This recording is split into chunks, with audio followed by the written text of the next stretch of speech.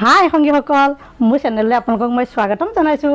সংগীসকল, আপোনালোকে আজি যোনে চাই আছে মোৰ চেনেলটো, সকলোৱে গম পায় মোক 5K ছাবস্ক্ৰাইবাৰ আপোনালোকে পৰহিয়ে কৰিলে, আৰু তাৰ বাবে মই নথৈ আনন্দিত হৈছোঁ। আপোনালোকৰ ওচৰত চিৰকৃতাৰ্থ হৈ ৰৈছোঁ, কিয়নো আপোনালোকে মোৰ চেনেলটো আঁকোৱালি লৈছে, সকলোৱে চেনেলটো শ্বেয়াৰ কৰিছে লগৰ সমনীয়াক, আৰু তাৰ বাবে মোৰ অতি সোনকালে মোৰ চেনেলটো 5K হ'ল। আৰু তাৰ বাবেনো আপোনালোকক মোৰ দিবলৈ সংগীসকল একো নাই, কেৱল ভগৱানৰ ওচৰত এফাকি ঘোষা গাইছোঁ, কেইটামান প্ৰসাদ দিছোঁ, আৰু আপোনালোকৰ হৈও সকলোৱে হৈ পেলাই প্ৰাৰ্থনা গাইছোঁ যেন সকলোৱে বছৰটোলৈ ভালে কুশলে থাকক, সকলোখিনি আনন্দিত থাকক, আৰু মোৰ এই চেনেলটোৰ পৰা আপোনালোকে কিছুমান যিখিনি আশা কৰিছে তাক দিবলৈ যাতে ঈশ্বৰৰ ওচৰত মই প্ৰাৰ্থনা কৰিছোঁ, আপোনালোকে ভাল পাব বুলি সেইটোৱে মই কামনা কৰিলোঁ। আৰু আপোনালোকলৈ আজি মই তথাপিতো লৈ আনিবলৈ চেষ্টা কৰিছোঁ সৰু এটা ভিডিঅ'।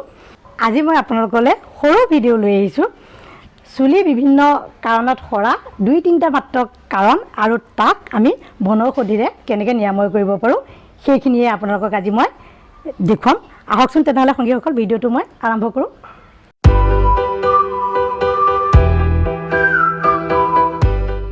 চুলি সৰাৰ মূল কাৰণটো হৈছে টকুৰে খোৱা বুলি কওঁ, যিটো আমি ইয়াত টকুৰে খোৱা বুলি কওঁ, আপোনালোকে হয়তো বেলেগ বুলিও ক'ব পাৰে। তাত কি হয়, চুলিটো সৰি যায়, ঢিলা হয় গুৰিবিলাক, আৰু যেতিয়া খজুৱাই থাকে এনি টাইম, খজুৱাই চুলিবিলাক সৰি যায় আৰু গোল হৈ পেলাই বেছিকৈ সৰিবলৈ লয় দিনক দিনে, এনেকুৱা চকল হৈ যাব। তাৰপিছতে আকৌ একে সম্পূৰ্ণভাৱে টকলো হৈ যাব পাৰে বহুত সৰি যালে, তেতিয়া আমি তাক টকুৰে খোৱা বুলি কওঁ। হয়তো আপোনালোকে বেলেগ বীজাণুৰ দ্বাৰা হ'ব পাৰে বা কিবা বুলিও অনেকখিনি ক'ব পাৰে। তাত আমি কি লগাম মই তাকে অকণমান সৰুকৈ ক'বলৈ বিচাৰিছোঁ। নহৰু আৰু পিঁয়াজ এই টকুৰে খোৱাত খুবেই ভাল। নহৰু এফুট ভাঙি ল'ব, সেই টকুৰে খোৱা জেগাখিনিত ধুনীয়াকৈ ঘঁহি দিবচোন, প্ৰতিদিনে 2-3বাৰকৈ। টকুৰে খোৱা ভাল হয় আৰু আপোনালোকৰ বীজাণু মৰে। সংগীসকল, এই নহৰু আৰু পিঁয়াজ থেতালি পেলাই গুড়া কৰি ল'ব, আৰু সেই চকলকৈ যিখিনি জেগাত টকুৰে খাই চুলি সৰিছে তাত আপোনালোকে প্ৰলেপ দি থ'বচোন।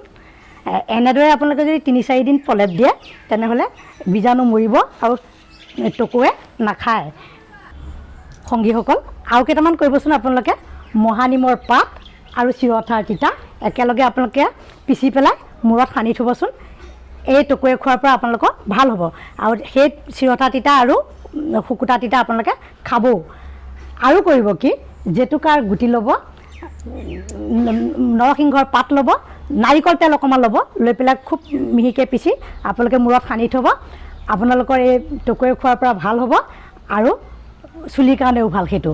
সংগীসকল, আৰু এটা কৰিবচোন, আপোনালোকে জবা ফুল সকলোৱে সানে মূৰত লগায়, কিন্তু এই টকুৰে খোৱাৰ কাৰণে যে ভাল সেইটো হয়তো আপোনালোকে নাজানিবও পাৰে, সেইকাৰণে মই আপোনালোকক মনত পেলাই দিছোঁ। এপাক 4-5 পাহ আপোনালোকে জবা ফুল ল'ব, লৈ পেলাই প্ৰতিদিনেই সানিব। যেতিয়ালৈকে আপোনালোকৰ ভাল নহয় তেতিয়ালৈকে প্ৰতিদিনেই সানিব, মূৰো ধুই থকা হ'ব আৰু টকুৰে খোৱাও ভাল হ'ব। প্ৰত্যেক দিন সানি আপোনালোকে জেতুকা জবা ফুলৰ পাত ধুনীয়াকৈ মূৰটো ধুই দিব, টকুৰে খোৱা ভাল হ'ব। লগতে সংগীসকল, চুলিও গজিব।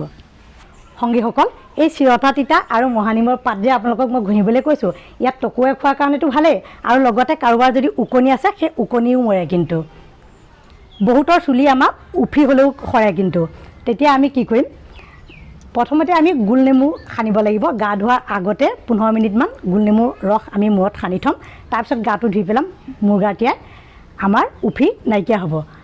আৰু সংগীসকল, ঔটেঙাৰ বীজ আমাৰ এতিয়া নাখানে অৱশ্যে, কিন্তু এই ঔটেঙাৰ বীজটো যে খুবেই ভাল উফিৰ কাৰণে, আপোনালোকে মাজে সময়ে সানিবচোন। সংগীসকল, সেই ঔটেঙাৰ বীজটো যাৰ উফি হয় তেওঁলোকক সানিবলৈ ক'বচোন।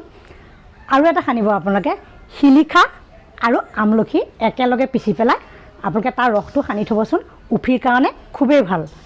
সংগীসকল, অন্য কাৰণতো যদি চুলি সৰে তেতিয়াহ'লেও আপোনালোকে আমলখি থেতালি ৰসটো আপোনালোকে মূৰত লগাই এৰাতি ৰাখিব, পিছদিনা আপোনালোকে মূৰটো ধুই দিবচোন, চুলি সৰা বন্ধ হ'ব।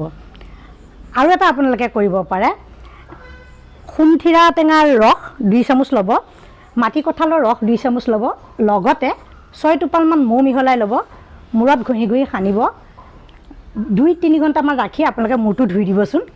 এই চুলি সৰা কামটো নাইকিয়া হ'ব, আপোনালোকৰ চুলি ভাল হ'ব। সংগীসকল, আজি মই এইকেইটা কথা ক'লোঁ চুলি সৰাৰ বিষয়ে। এইখিনি বনাম সুধিহে আমি মানে ইমান পটককৈ যে আমাৰ ভাল হৈ যাব তেনেকৈ আমি ভাবিব নালাগে, লাহে লাহে কিন্তু ভাল হয়।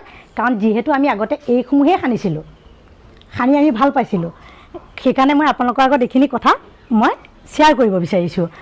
আৰু যদি আপোনালোকে এই কথাখিনি ভাল পায় তেনেহ'লে আপোনালোকে লগৰ সমনীয়াক শ্বেয়াৰ কৰিব ভিডিঅ'টো, কাৰণ জানি থাকিব লাগে সকলোৱে কথাখিনি, আগতে আমি কি সানিছিলোঁ, কেনেকৈ আছিলোঁ। আৰু যদি ভাল পায় আপোনালোকে শ্বেয়াৰ নিশ্চয় কৰিব, মোলৈ লাইক কমেণ্ট কৰিব সংগীসকল। তেনেহ'লে মোৰ ভিডিঅ'টো আজিলৈ মই আপোনালোকৰ পৰা ইয়াতে এৰিব লাগিব। নেক্সট ভিডিঅ'ত মই চুলি গজিবৰ কাৰণে আৰু সুন্দৰ হৈ থাকিবৰ বাবে চুলিখিনি কেনেকৈ সুন্দৰকৈ ৰাখিব লাগে তাৰ বিষয়ত ভিডিঅ' আপোনালোকলৈ লৈ আহি আছোঁ। আজি মই বেছি পলম কৰিব বিচৰা নাই। তেনেহ'লে আজিলৈ সংগীসকল আপোনালোকৰ পৰা মই বিদায় ল'ম। বাই।